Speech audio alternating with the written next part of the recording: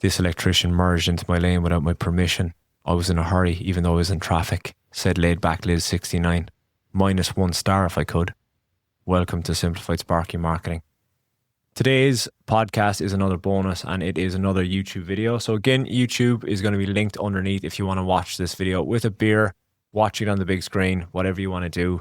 But the story behind this is one of my fantastic members followed process and took initiative to reach out to his existing client base, and he built up 35 reviews in 1 week. Yes, 35 reviews, which is quite crazy. And that's essentially what I do. This member had a client base backing already, which is fantastic. He's already done work for loads of people, and everybody, even if you're starting a business fresh, you have got a network of people probably you did cashies for that can basically leave you a review. So that's what this is about. So I hope you enjoy it. And as I said, links for the YouTube are underneath and all that if you prefer to watch in there. All of that, subscribe and all that, rate and review. Thanks very much. Leave a review for the podcast as well if you get a second. Thanks very much. Enjoy. An electrician called Nathaniel inside my mentorship has gained 35 reviews in 1 week. You're not hearing this correctly. That's 35 reviews in 1 week, which is fucking insane. What would 35 reviews look like for your electrical business? The funny thing about this is it's extremely achievable to any electrician, no matter what stage of business you're at. In this video, I'm going to break down the importance of reviews and authority and how to get them and how Nathaniel got 35 reviews in 1 week. If you're Sparky watching this video and you're thinking, how the fuck do you get 35 reviews in 1 week? That's impossible. It's not. That's your mindset. It is extremely easy to get these reviews. That's what I'm going to cover in this video, so calm the fuck down. Most electricians don't worry about reviews, and that's what gives you a competitive edge when you do worry about reviews. Reviews are authority. Reviews are the moat around your business, which gives you the authority. Some electricians get 1 or 2, maybe 10 reviews, and they hold the brakes, and they're like, I've got 10 reviews, that's my proof. But what we want to look for in reviews is consistency. If you've got consistent reviews and your quote goes up against someone that's had a review 4 years ago, but you've got consistent reviews weekly, daily, however frequently you get them, it is going to be a massive point of difference for your business. That if you have got, let's say, 100 reviews, but your reviews are coming in week after week after week for 2 years, 52 weeks, just over 100 reviews, 104 reviews, but you're getting them weekly, at least 1 a week, versus that person that's going to have 10 reviews, but the last review came in 2 years ago. That to a client, comparing your quote with their quote, raises flags. If you've got more reviews than somebody else, straight away, you're in the front foot. The reviews that you obtain for your electrical business are going to be your competitive advantage against quotes that you're getting compared with.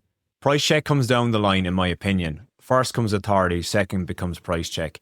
But if you are the standout, if you've got loads of reviews and you've just got the right things in place, the right processes, the right systems, price comes down the line. And you look at people that buy, they could buy a Porsche GT3 or they could buy a Fiat Uno. Both will drive to the shops A to B, but it's just style, status, convenience, reliability, whatever you want to look at. People have money. People will pay for your services. Clients that penny pinch and question your pricing are the worst kind of clients. So that's why we want to build these reviews. Reviews actually deter bad clients, because if somebody picks up that you're renowned, you've got a good reputation, they're probably psychologically thinking that person's expensive, which is fucking weird, but true. This is a good thing. This is a really good thing. I've almost got 600 reviews in my electrical business, and what I've noticed is that the shitty clients are slim to none. You will get the odd straggler come through the net.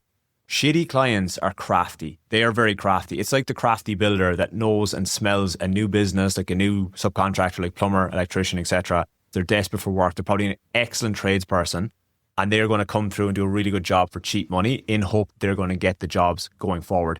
And it's similar with the reviews. When people look at the reviews, the shitty clients are crafty and they will pick up on that. If they can see you've got 1 or 2 reviews, you don't have a proper website, you don't address yourself properly, and they're looking at that going cheap. And that's the look and image I want to wipe off of all of my mentees inside in the group is we want to look professional, therefore we get paid professional. When prospects and clients look at your reviews, they look at things like, did they show up on time? Were they polite? Did they do a good job? Did they clean up after themselves?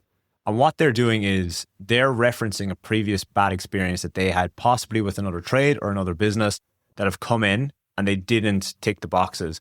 These are pain points. These are what keeps your clients up at night, which circles back to messaging. These are little parts and components that they check because they want to know that if they hire your electrical business, they're not going to suffer these pain points again.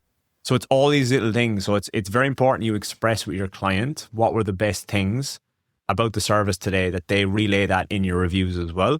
because then future clients are going to see that and they're going to be like, that's exactly what I don't want to happen. That happened with the last guy. Google reviews are your third-party authentication. So what I mean by that is people are prone to check your Google reviews. People don't necessarily go to Facebook to check reviews, or they don't check the third-party lead generation website reviews, or they don't check some gimmicky reviews you've put on your website that you've made up from Maureen, 5 stars, excellent service. That all looks bullshit. You can get very, very cost-effective plugins that link directly to your Google Business Profile that you can place these on your website. When you do get Google reviews for your business, they will automatically update on your website as well. Having a lot of 5-star Google reviews is actually going to speed up your sales process. Hypothetically, that client has most likely stalked you down, found your website, sent you an inquiry. They want to use you. They just want to make sure that the price is going to align. So when you send the quote out and they're like, that's exactly what I was expecting, or they're thereabouts, they hit accept. They don't go shopping around to more people. They've seen your reviews, they've seen your website, seen you as an authority, and they wanted to use your services. All they had to do then was tick a box, accept quote, and go ahead. If you're watching this video and you've never worried about Google reviews, or you've got no Google reviews, put it this way. If you're quoting a job and you've got no reviews, and you're quoting against somebody else that's got no reviews, what do you think it's going to come down to? It's going to be price. It's going to be price because you're making yourself a commodity. Every electrical business owner tends to think they're the best tradie out there. We show up on time. We clean up. We're polite. And the reason they put that up there most likely is because they don't have reviews. When you have the reviews on your website, they do the talking for you. The hardest review you get for your electrical business is going to be the first one. There's a way, a method, a means, a system to get it correctly. And I can't stress that enough. Otherwise, you're going to cut that loose and lose that review. Once you get that first review and you've got a system in place, it's going to be so easy to obtain the next one, the next one, the next one. And these compound. If you do 5 jobs a week, that's possibly 5 reviews you can get. If you're doing 2 jobs a day, that's 10 possible reviews that you can get in a week. It's limitless what you can actually get cheap with these reviews, and hence why Nathaniel got 35 reviews in 1 week. One of the worst ways to ask for reviews is to say, give me 5 stars, tick the 5 stars. Never tell them how many stars to tick.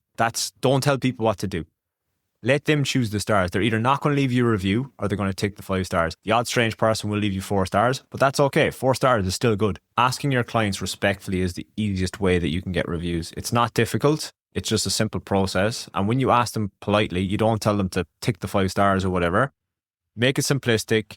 Put on a play for them. You will get reviews in no time. What I've learned from getting almost 600 reviews from my electrical business is just ask. It's as simple as that. You have to ask. There's a method behind it. Very simplistic process to just ask. You cannot ram it down their throat and say, leave me 5 stars, like I just spoke about. But how that member got his reviews is very simplistic. He had a client base behind him, but he just never bothered with reviews, never bothered with Google reviews. And all he did was he reached out to them with a very simple message. And he also had an email follow-up system in place as well. And that message was very important, the way it was worded, because that is going to make or break whether the review is left or the review isn't left. So it's very important you develop a system and process around that message. But if you've got no reviews right now, or you want to conjure up a few reviews, get your phone out, message a few of your existing clients. Just be very careful with what you put in that message. The key takeaway from this is to be polite, be personalized, and just ask. You miss 100% of the shots that you never take. So take that shot, ask them the question, get some reviews this week. If you want more from me, there's a podcast linked underneath with all this kind of shit. Catch you next time.